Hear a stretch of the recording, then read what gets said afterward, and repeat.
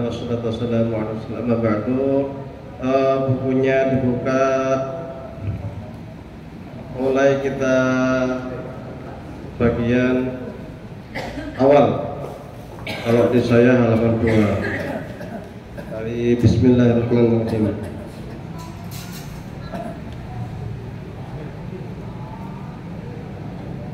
Bismillahi, dengan menyebut nama Allah Ar-Rahmani yang punya sifat Rahman,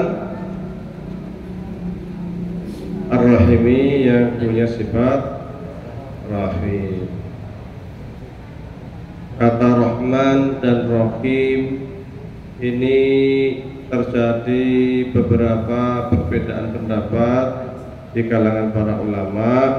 Ada yang banyak menyatakan, menyampaikan Ar-Rahman sama Ar-Rahim ini artinya sama, kasih sayang. Ya. Ar-Rahman, Ar-Rahim ini wazannya fa'al sama fa'il. Kalau dalam bahasa Arab, kalau wazannya itu fa'al, itu artinya sangat. Jadi Rahman, Rahim, sangat, punya sifat sangat kasih sayang. Bukan hanya kasih sayang, tetapi sangat kasih sayang. Ada yang mengatakan Rahman itu kasih sayang Allah di dunia untuk orang muslim dan non muslim. Maka orang muslim atau non muslim di dunia sama-sama diberi rezeki oleh Allah Subhanahu wa ta'ala, sama-sama diberi kenikmatan oleh Allah Subhanahu wa ta'ala, kesehatan, diberi anak. Bisa jadi bahkan kadang-kadang non muslim jauh lebih kaya, lebih banyak punya harta dibanding orang muslim. Nah, jadi Rahman, kasih sayang Allah. Bahkan kasih sayang Allah ini, Rahman Allah, bukan hanya kepada manusia, tetapi juga dengan binatang. Selain itu Allah juga titipkan, letakkan, Allah berikan sifat kasih sayang ini juga di dunia kepada semua makhluk. Maka kecenderungan orang tua itu sayang dengan anaknya, jungkir balik, peras keringat banting tulang, sepenting piye carane anak iso mangan gitu. Yang penting anak iso sekolah. Nah, ini adalah bentuk kasih sayang yang Allah tanamkan kepada manusia. Bukan hanya manusia, tapi juga binatang. Maka kalau kita lihat ayam itu, kalau punya anak kecil kita ganggu, langsung labruk. Ya. Karena dia kasih sayang kepada anaknya. Harimau yang lagi punya anak lebih ganas dibanding waktu biasa. Jadi itu kasih sayang hewan kepada anaknya. Dan itu hampir semua binatang punya sifat kasih sayang kepada anak-anaknya. Nah, ini adalah kasih sayang yang Allah titipkan kepada makhluknya. Dan kasih sayang Allah kepada manusia jauh lebih besar dibanding kasih sayang manusia dengan manusia atau binatang dengan anak-anaknya. Kasih sayang Allah itu jauh lebih besar. Buktinya apa? Orang yang bahkan tidak mengakui Gusti Allah, yang musyrik, yang menghina Tuhan, tetap dikasih nikmat sama Allah. Nah, kita manusia, ada yang menghina kita, mencaci kita, atau datang minta sesuatu kita, nun sewu, minta bisa pinjam utangnya, pinjam duitnya, ada enggak? Langsung kita usir. Wong butuh merene, orang butuh caci maki gitu. Ya Allah enggak. Jadi kasih sayang Allah kepada manusia itu jauh-jauh melebihi orang tua yang punya sifat kasih sayang kepada anaknya, meskipun manusia itu kafir, musyrik, enggak ngakui Gusti Allah. Bahkan saking sayangnya Allah kepada manusia, sekiranya manusia itu hidupnya hanya untuk maksiat, 1 menit sebelum meninggal bertaubat diampuni oleh Allah Subhanahu wa taala. Sebelum napas itu sampai ke tenggorokan, kok taubat diampuni oleh Allah Subhanahu wa taala, meskipun sepanjang hidupnya itu pelaku maksiat. Saking kasih sayangnya Allah kepada manusia. Dan saking kasih sayangnya Allah kepada manusia itu kelak di akhirat, ketika manusia itu hendak masuk neraka karena dia punya salah, masih sama Allah dipertemukan dengan orang yang pernah bersalah. Jadi seumpama gini, saya ini dulu pernah punya utang, meninggal belum bayar utang. Utang ini akan menjadi penghalang bagi saya masuk surga. Gak bisa masuk surga karena punya utang. Makanya dalam hadis dikatakan, walladzi nafsi Muhammad biyadihi law anna rajulan qutila fi sabilillah thumma uhiya thumma qutila waladaihi dainun ma dakhalal jannah hatta yuqda anhu dainu. Demi Muhammad yang jiwaku ini berada di genggaman tangannya, sekiranya ada seseorang itu yang berjihad di jalan Allah, kemudian meninggal syahid, 1 kali syahid, kemudian Allah hidupkan lagi, dia jihad lagi, syahid lagi 2 kali, dia hidupkan lagi, perang di jalan Allah lagi, sakit lagi, 3 kali syahid, pahalanya susah pakai. Bayangkan 1 kali syahid aja bisa langsung masuk surga tanpa hisab. Ini 3 kali syahid. Waladaihi dain, tapi dia punya utang. Ma dakhalal jannah, enggak akan bisa masuk surga hatta yuqda anhu dainu, sampai kemudian dia itu membayar hutangnya. Enggak bisa masuk surga karena punya utang. Berarti apa? Nanti di akhirat masuk neraka. Tapi Allah, kasih sayangnya Allah kepada manusia, nanti di akhirat akan dipertemukan sama orang yang utang. Itu utang saya belum dibayar, pokoknya rokok gitu. Allah akan pertemukan. Kemudian Allah akan suruh melihat orang yang pernah ngutangin itu. Ini orang sudah mau masuk neraka ini. Allah masih ngomong pada orang yang ngutangin, coba kamu lihat ke atas. Lihat ke atas. Masya Allah, ada istana Mekah, bagusnya luar biasa. Luar biasa bagusnya. Hamba ini bertanya kepada Allah, ya Allah, itu istana Mekah bagus sekali, punya siapa itu? Yaitu punya orang yang bisa bayar. Wah, Allah hebat sekali yang bisa bayar ya. Pakai apa itu bayar istana Mekah seperti itu? Kata Allah, kalau kamu mau bayar, kamu juga bisa bayar. Kaget loh, saya bisa bayar pakai apa ya? Itu istana yang luar biasa Mekah, kok saya bisa bayar pakai apa? Loh, ini kamu temanmu kamu ini kan punya utang. Sebentar lagi masuk neraka itu.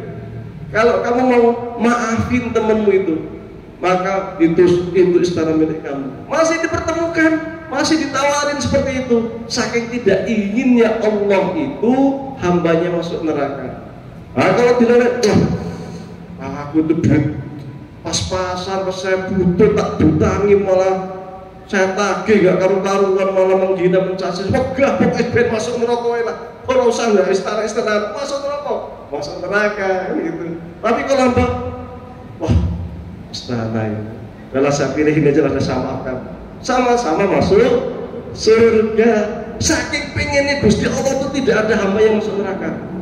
Bahkan ketika hambanya sudah masuk neraka semua, masih Allah perintahkan kepada Nabi Muhammad, wahai Nabi Muhammad, coba lihat barangkali di sana masih ada orang-orang yang di hatinya itu ada iman. Dipilihin sama Kanjeng Nabi, oh ini umat saya, oh ini umat saya, dipilihin, disisir satu-satu. Supaya apa? Supaya mereka itu mendapatkan syafaat dari Rasulullah SAW masuk surga. Saking sayangnya Gusti Allah, nggak pingin hambanya masuk neraka. Ini kasih sayang Allah yang jauh melebihi kasih sayang manusia. Maka Allah sering di dalam Al-Quran menyebutkan kata Ar-Rahman. Bahkan salah satu sifat Allah, Asmaul Husna juga Ar-Rahman. Tiap hari kita baca Bismillahirrahmanirrahim, ya kan? Adapun Ar-Rahim, ini Rahim. Tadi Ar-Rahman itu kasih sayang Allah yang diberikan kepada Allah kepada makhluknya di dunia. Adapun Rahim adalah sifat kasih sayang Allah yang diberikan kepada manusia kelak di akhirat, khusus kepada orang-orang mukmin, orang-orang Islam. Maka mereka mendapatkan kasih sayang dengan mendapatkan rahmat Allah yang kemudian mereka akan dimasukkan ke dalam surganya. Adapun orang kafir, maka otomatis mereka masuk ke dalam neraka, mendapatkan balasan terkait apa yang mereka lakukan di dunia. Ini Ar-Rahman Ar-Rahim. Alhamdulillahilladzi qaddala bani Adam bil ilmi wal amal. Alhamdulillah, segala puji lillahi bagi Allah. Pelan-pelan kali ya. Alhamdulillah, adapun segala puji, silakan tulis. Alhamdulillah, adapun segala puji. Tadi menurut saya lali. Yang mau pulpen boleh ditulis. Lillahi, kepunyaan Allah,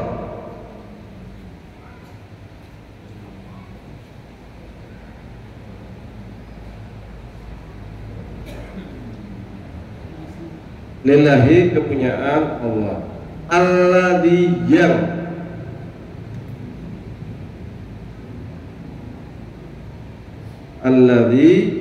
yang nanti kalau ketemu alladzi berarti yang nggak akan berubah.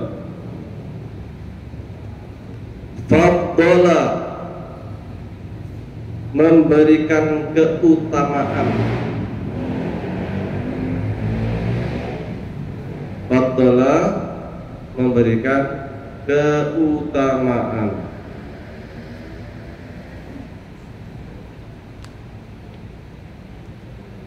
Bani Adam, kepada anak Adam. Anak Adam berarti golongan panjenengan, semua umat manusia.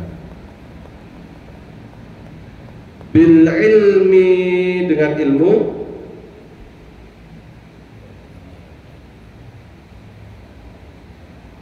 Bil ilmi, dengan ilmu. Wal amali, dan amal.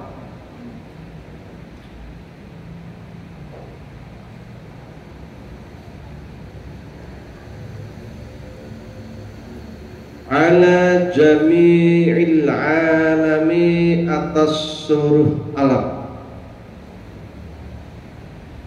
Ala jami'il alami, atas seluruh alam.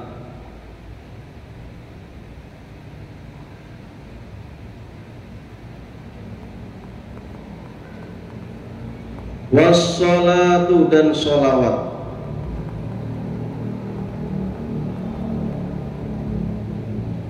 Wassalatu, dan sholawat.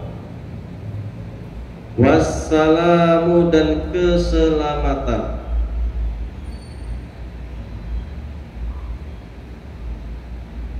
Dan keselamatan. Salam.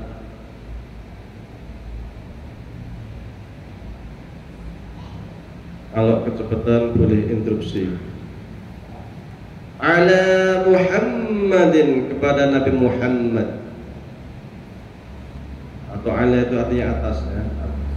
Tadi maksudnya sini kepada.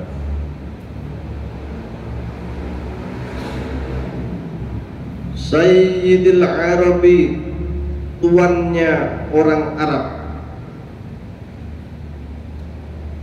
Sayyid itu tuan. Ya Sayyidi ya Rasulullah. Sayyid. Sayyidil Arabi, tuannya orang Arab. Wal ajami, dan orang ajam. Ajam itu non Arab. Orang ajam atau non Arab.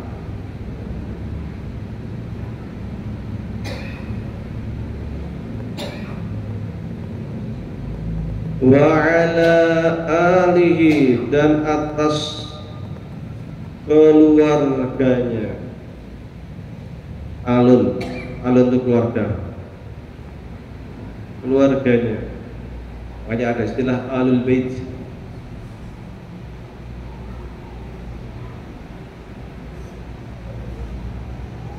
Wa ashabihi, dan sahabatnya.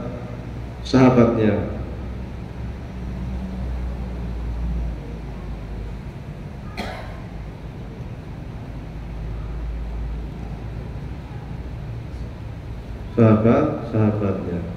Ya nabi'il ulumi, sumber ilmu pengetahuan.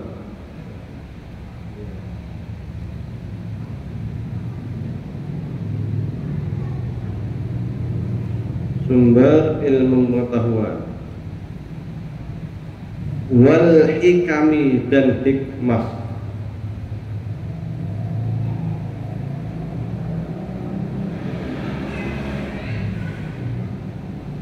Wa ba'du, para ulama kita,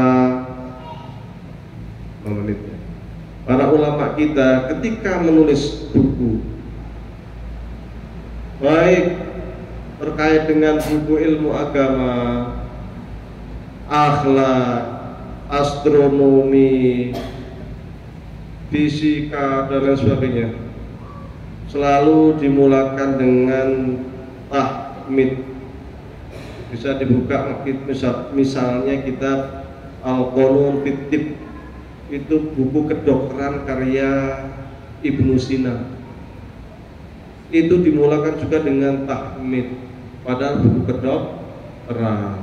Atau buku Al-Hay'ah juga punya Ibnu Sina, itu buku tentang astronomi, juga dimulai dengan tahmid. Atau bukunya Al-Jabar, buku matematik, punya Al-Jabar wal Muqabalah, punya Al-Khwarizmi, buku matematika, dimulai dengan tahmid. Kenapa demikian? Karena bagi ulama kita, yang namanya ilmu itu sesungguhnya adalah pemberian Allah, merupakan rahmat Allah, karunia Allah yang dititipkan kepada manusia. Wa ma utitum minal ilmi illa qalila. Sungguh aku berikan ilmu kepada manusia itu sangat sedikit. Jadi ilmu itu pemberian dari Allah. Maka karena mereka itu merasa bahwa ilmu yang mereka tulis itu berasal dari Allah, maka mereka puji Allah. Dan mereka itu sadar bahwa tujuan menulis buku itu bukan karena ilmu itu sendiri, bukan, tetapi bagian dari upaya untuk mengabdi, beribadah kepada Allah Subhanahu wa ta'ala. Wa ma khalaqtul insa wal jinna illa liya'budun. Aku ciptakan manusia dan jin itu hanya untuk menyembah Allah. Maka bagian dari ketawaduan itulah kemudian dia mendahului tulisan bukunya dengan tahmid. Dan ketika mengajari ilmu kepada santri, diajari juga bahwa ilmu ini dari Allah, maka kita harus tawadhu, harus hormat kepada ilmu. Kita harus menghormati ilmu pengetahuan sebagai upaya untuk menghormati bahwasanya ilmu ini datangnya dari Allah Subhanahu wa ta'ala. Jangan ilmu hanya untuk ilmu, karena di barat ilmu itu hanya untuk ilmu, maka nggak ada kemudian relasi antara manusia dengan Allah, nggak ada. Kalau kita dari awal jelas, iqra bismi rabbikal ladzi khalaq, iqra bacalah, tapi bismi rabbikal ladzi khalaq, dengan atas nama Tuhan. Baca apa saja, linkkan sama Allah. Jangan membaca tok tanpa ada link dengan Allah. Kalau membaca tok tanpa ada link dengan Allah, pinter ya pinter, jadi profesor ya profesor. Tapi ketika sudah menjadi profesor, bisanya ngakali wong bodoh, korupsi lagi, harta rakyat dirampok sampai 3 triliun, 300 berapa itu? 356 triliun itu berapa itu? Mengerikan sekali. Pinter semua itu, profesor. Tapi karena nggak pernah ikra bismi rabbikal ladzi khalaq, itu jadi pinter ilmunya untuk ilmu. Kayak orang barat pinter, tapi ilmunya itu buat senjata, buat bom ujung-ujungnya, buat membinasakan saudara-saudara kita di Palestina. 13 ton bom yang sudah diledakkan sama dengan yang diledakkan di Hiroshima dan Nagasaki. Luar biasa, karena ilmu hanya untuk ilmu, tidak ada etika akhlak. Saya belajar, bismillah, ini ilmu dari Allah, akan saya gunakan sebaik mungkin untuk maslahat manusia. Karena sesungguhnya inni ja'ilu fil ardi khalifah. Allah itu menjadikan manusia itu untuk menjadi khalifah. Apa artinya khalifah? Wakil Allah. Jadi bumi disiapkan untuk manusia, terserah itu apa, kita sudah ngurus. Maka perlu ilmu. Maka sebelum Nabi Adam itu masuk surga, diciptakan kemudian dimasukkan surga, di stop dulu. Wa 'allama Adam al-asma'a kullaha tsumma 'aradahum 'alal malaikah. Dikasih ilmu dulu sebelum kemudian diperintahkan masuk surga. Uskun anta wa zaujukal jannah wa kula minha ragadan haitsu syi'tuma. Silahkan masuk surga, makan apapun yang kau kehendaki. Sebelum disuruh masuk ke surga, ilmu dulu yang diajari oleh Allah Subhanahu wa Ta'ala kepada Nabi Adam. Link ada, ketika link itu ada, maka ketawaduan itu ada. Ketika ketawaduan ada, maka dia akan memanfaatkan ilmu demi maslahat manusia. Maka ketika kita lihat zaman keemasan Islam, zaman Abbasiyah, zaman Bani Umayyah, semua ilmu diusahakan untuk maslahat manusia dan mereka sangat hormat kepada ilmu, kan? Maka mereka pun menulisnya selalu dengan alhamdulillah, baik ilmu agama, non agama, ya maksudnya semua ilmu agama ya, maksudnya baik terkait dengan ulumuddin ataupun bukan yang terkait dengan ulumuddin, tetapi selalu dimulakan dengan alhamdulillah. Alladzi faddala bani Adam bil ilmi wal amal, yang Allah itu telah memberikan karunia kepada anak Adam dengan ilmu dan amal, dan ini menjadi ciri khas manusia yang tak Allah berikan kepada makhluk lain selain manusia. Apa itu? Bil ilmi wal amal, yaitu dengan ilmu dan amal. Allah tak berikan ilmu kepada hewan, nggak dikasih ilmu, hanya diberi insting. Loh, itu di Lampung gajah diajari main sepak bola bisa itu, berarti kan dia punya ilmu sepak bola. Oh enggak, dia pakai insting aja, pakai isyarat, insting, bukan ilmu pengetahuan.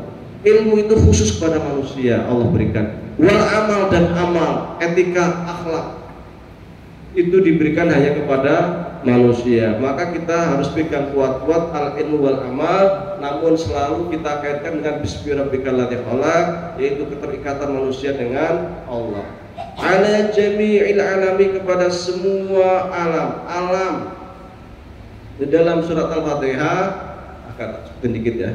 Alhamdulillahi rabbil alamin. Alam itu, alamin itu jamak dari alamun, alamani, alamuna, banyak alam. Karena memang manusia hidup ini berada di banyak alam, atau di dunia ini atau di jagat raya itu banyak alam. Ada alam manusia, alam jin, alam malaikat, alam binatang, dan setiap alam itu punya khasois, punya ciri-ciri, punya spesifikasi masing-masing. Alam manusia berbeda dengan alam malaikat, berbeda dengan jin. Manusia tidak bisa melihat jin, jin bisa melihat manusia. Jin tidak bisa melihat malaikat, malaikat bisa melihat jin. Kan itu. Karena semakin lembut kan gitu. Dan macam-macam. Alam dunia binatang, segala lain-lain. Nanti manusia pun nanti akan hidup di banyak alam. Kita dulu dari kandungan alam sendiri, kemudian di dunia, kemudian alam barzah, kemudian nanti di padang mahsyar, di akhirat. Jadi banyak sekali alam-alam yang akan kita lalui. Kita sendiri akan banyak melalui alam-alam itu. Belum lagi nanti alam lain di luar manusia. Maka di dalam Al-Quran, di surat Al-Fatihah, Rabbil Alamina, Tuhan semesta alam. Alam banyak, bukan hanya satu alam. Wassalatu wassalamu ala Muhammadin sayyidil Arabi wal Ajam. Salam bertasalam semoga selalu terlimpahkan kepada Nabi Muhammad. Ketika kita hendak berdoa atau menulis ilmu atau apapun, kita berwasilah, istilahnya itu. Dengan apa? Dengan membaca sholawat. Dan itu bagian dari sunnah Rasulullah SAW, membaca sholawat. Bahkan di dalam sebuah hadis riwayat dari Ali bin Abi Thalib dikatakan, ketika kita berdoa itu tertutup pintu langit sampai kemudian kita membaca sholawat. Maka ketika kita membaca sholawat, Allahumma sholli ala Muhammad, terbukalah pintu langit. Sehingga ketika kita berdoa, kita baca sholawat, Allahumma sholli ala sayyidina Muhammadin fil awalin, Allahumma sholli ala sayyidina Muhammadin fil akhirin, Allahumma sholli ala sayyidina Muhammadin fil mala'il a'la ila yaumiddin, hamdan syakirin, hamdan na'imin, hamdan yuafi ni'amahu wa yukafi mazidah. Ya kan? Baca sholawat dulu, baru berdoa. Wassalatu wassalam. Inti dari sholawat adalah as-salatu wassalamu. Maka di dalam Al-Quran dikatakan, innallaha wa malaikatahu yusholluna 'alan nabi ya ayyuhalladzina amanu shollu, kata-kata sholawat, alaihi wasallimu salam. Jadi shollu wasallim. Maka ketika kita bersolawat, as-salatu wassalam, sesuai dengan yang tertera di dalam Al-Quran, shollu alaihi wasallimu taslima. Allah memberikan membaca sholawat, malaikat membaca sholawat, kita pun disunahkan untuk selalu membaca sholawat, kecuali di sholat itu bukan sunnah tapi wajib. Maka siapa yang sholat kok tidak membaca sholawat, sholatnya tidak sah, karena di tahiyat itu menjadi rukun qauli, rukun sholat. Sholawat, loh Allah membaca sholawat, maksudnya ketika Allah membaca sholawat, Allah turunkan rahmat. Loh malaikat baca sholawat, maksudnya malaikat memohonkan ampun kepada Allah Subhanahu wa taala. Manusia kita baca sholawat, kita berdoa kepada Allah Subhanahu wa taala. Dan sholawat ini menjadi satu-satunya ibadah yang dicontohkan langsung oleh Allah Subhanahu wa taala. Allah perintahkan kita sholat, Allah tidak sholat. Allah perintahkan kita zakat, Allah tidak zakat. Allah perintahkan kita haji, Allah tidak haji. Tapi sholawat, innallaha wa malaikatahu yusholluna 'alan nabi. Allah, malaikat bersolawat semua kepada Nabi Muhammad SAW. Maka kemudian diperintahkan, ini loh saya bersolawat, ini malaikat-malaikat saya bersolawat loh. Maka engkau wahai orang-orang mukmin, bersolawatlah kepada baginda Nabi Muhammad SAW. Satu-satunya ibadah yang langsung dicontohkan oleh Allah, dan Allah tunjukkan, sampaikan kepada malaikat, ini malaikat semua bersolawat loh. Masa kalian gak baca solawat kan gitu? Maka karena perintah Allah yang demikian inilah juga ketika kita pidato ceramah, ketika nulis buku, selalu kita baca sholawat. Termasuk diantaranya ini adalah wassalatu wassalam. Ini kalau bab sholat panjang nanti. Ala Muhammadin, kepada baginda Nabi Muhammad Sayyidil Arab, Sayyid. Kan kalau kita baca sholat, Allahumma sholli ala, kadang pakai Sayyidina. Wah nggak boleh pakai Sayyidina. Wah Muhammadiyah kok pakai Sayyidina. Buka HBT. Di HBT halaman 1 pakai Sayyidina. Halaman 1. Nek orang percaya sing duwe HBT bareng iki mulai buka. Yang dimarjuhkan oleh Muhammadiyah itu membaca Sayyidina waktu sholat. Karena berdasarkan hadis Rasulullah SAW, la tusayyiduni fi sholat, jangan membaca sayyid ketika sholat. Meskipun banyak ulama yang mengatakan hadis ini lemah. Atau Muhammadiyah juga menggunakan hadis lain, shollu kama ra'aitumuni usolli, sholatlah kamu seperti engkau melihat saya sholat. Dan Rasul ketika sholat tidak membaca Sayyidina. Lu itu sih pondok kena sebenarnya pakai Sayyidina loh. Mereka juga punya dalil, ya monggo. Menurut kita yang kuat tidak pakai Sayyidina. Lu dalilnya apa? Bagi mereka menggunakan kaidah al-adabu muqaddamun 'alal ittiba. Sopan santun kepada Kanjeng Nabi itu harus didahulukan dibanding ittiba, mengikuti apa yang disampaikan oleh Kanjeng Nabi. Loh, emang dulu pernah? Oh pernah. Waktu terjadi Sulhul Hudaybiyah, perjanjian Hudaybiyah, Rasulullah meminta kepada sahabatnya, wahai Umar, wahai Abu Bakar. Waktu itu kan diminta orang-orang kafir Quraisy kan tidak mau tanda tangan karena di situ ada tulisan Muhammad Rasulullah. Maka orang Quraisy mengatakan, loh kalau Muhammad Rasulullah kami berarti sama saja mengakui engkau sebagai Rasul. Kalau kami mengakui engkau sebagai Rasul, ngapain kita perang, ngapain kita berunding? Tulis Muhammad bin Abdullah, baru kita mau tanda tangan gitu. Akhirnya Rasul mengatakan, wahai Abu Bakar, mana sih tulisan Muhammad Rasulullah? Para sahabat nggak mau nunjukin, loh ini engkau kan Rasul, masa kita mau dihapus? Ini wibawa kita, kehormatan kita. Enggak, sahabat membantah. Umar nggak mau, Ali juga nggak mau itu. Ini kata Rasul memerintahkan untuk dihapus, nggak ada sahabat yang mau. Tolong dihapus, nggak ada sahabat yang mau hapus. Apakah sahabat membangkang? Oh enggak, karena rahasia sahabat besar. Engkau ya Rasulullah, kita tuh hormat sama engkau ya Rasulullah. Ini haibah, ini kehormatan, masa Rasulullah kita hapus. Sampai ada sahabat yang mau menunjukkan dan Rasul yang menghapus sendiri. Tapi sahabat nggak mau ada yang menghapus, tapi Rasul sendiri yang menghapus. Nah, kenapa kok sahabat membangkang? Ini bukan membangkang, tetapi etika akhlak kepada Rasulullah. Maka kemudian muncul al-adabu muqaddamun alal ittiba. Dulu Abu Bakar juga pernah suruh jadi imam sholat, nggak mau. Waktu Rasul sakit, ada Ibnu Quhafah, saya ini anak petani, anaknya si Quhafah, masa saya jadi imam sholat? Siapa saya kan gitu. Loh, Abu Bakar nolak perintah Rasul, bukan nolak etika. Masa ada Rasul saya jadi imam, piye kan gitu. Maka kemudian para ulama mengatakan al-adab, etika itu harus didahulukan daripada ittiba. Sehingga ketika Rasul mengatakan shollu kama ra'aitumuni usolli, salatnya nggak pakai sayyidina, tetap mereka menggunakan kata sayyidina. Loh, emang ada Rasul pernah pakai sayyidina?